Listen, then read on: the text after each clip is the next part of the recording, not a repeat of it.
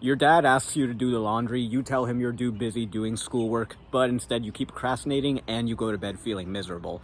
My dad asks me to do the laundry, and I do it. Even though I don't have time, I make time to do it, and I feel great with a radiant smile on my face.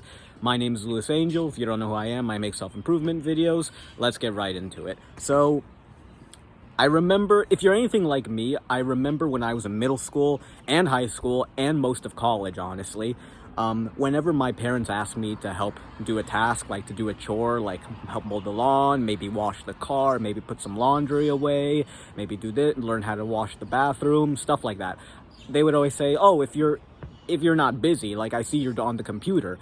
They always thought I was doing schoolwork because, you know, they're old-fashioned, they're immigrants, they think computer always means work.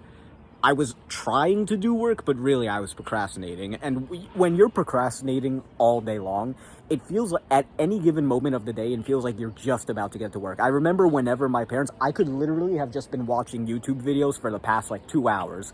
And if my parents said, hey, Louis, you have time for something? It felt like they were interrupting me just when I was about to get to work, even though I probably wasn't about to get to work. And I would say like, oh, no, I'm too busy with schoolwork. And then I just kept procrastinating. What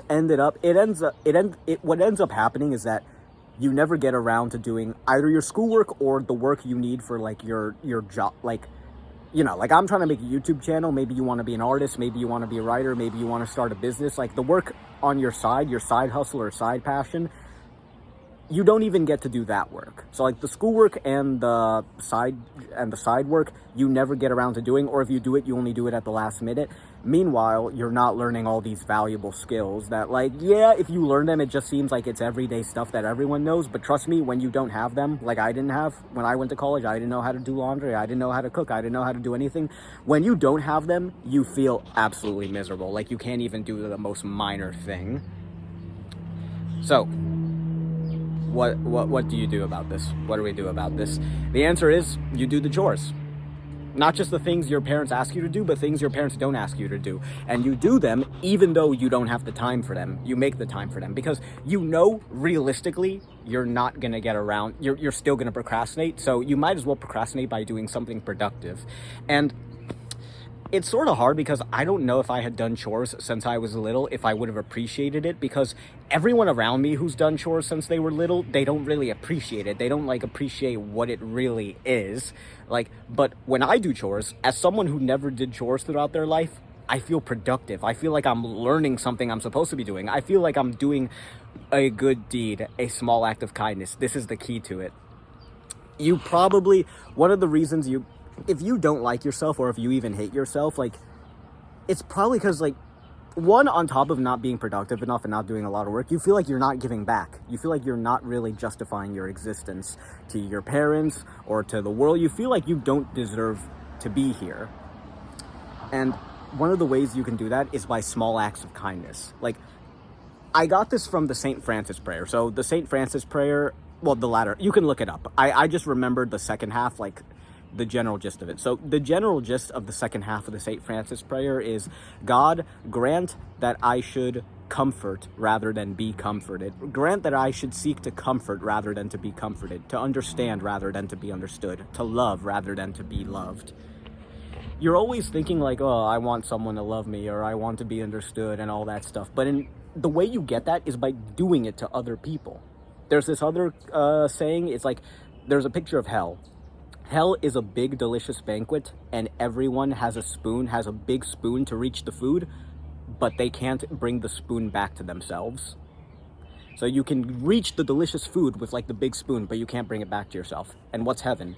Heaven is the same exact scenario. Everyone's tied to the chairs, delicious banquet. They all have big spoons, enough to get the food, but not enough to give it to themselves. And they're all giving the food to the next person. So everyone's getting food and everyone's happy. They're giving it to each other rather than to themselves. It's the same thing. Like, you have the power in you to do small acts of kindness. Like, yeah, volunteering is nice. I volunteer. Yeah, like giving money away is nice. I do that. But like, you underestimate the power you have as long as you're living with other people. If you're living alone, like, you can still do it, but it's a bit more challenging. If you are living with literally just your parents, you have so many opportunities to do small acts of kindness. Washing the dishes, that's a small act of kindness. Now your mom doesn't have to do the dishes. Folding their laundry, that's a small act of kindness. I started off only doing my laundry to lighten their load. Now I do their laundry too. I'm literally taking jobs from my mom, doing laundry, cleaning the car, doing all sorts of stuff. Everything you do is a small act of kindness because it takes some of the burden off of them. And let me tell you, it makes you feel amazing. Yes, you are also benefiting from this. Like I said, like, I am also benefiting from this because I'm learning valuable daily living skills, but I don't think about it that way. I don't think like, oh, I'm learning a valuable daily living skill, because then it makes it a little selfish. Whenever I do these things, I think I don't have to do this. I spent most of my life not doing this. I'm going out of my way to do a small act of kindness for another person that I care about. And let me tell you, it fills you with radiant joy, as long as you keep reminding yourself of it, because it's easy to get accustomed to it. So yeah, remember to, sorry, I'm distracted because there was a call on my screen. So consider doing your chores, taking the time to do them. Like, treat that as your procrastination. Like, oh, I'm procrastinating by doing chores. One, you're learning I'm going to switch places. One, most importantly, you're doing a small act of kindness for someone. That is going to slowly make you a better person, and it's going to make you feel like a better person. And two, you're learning a valuable skill you should learn anyways.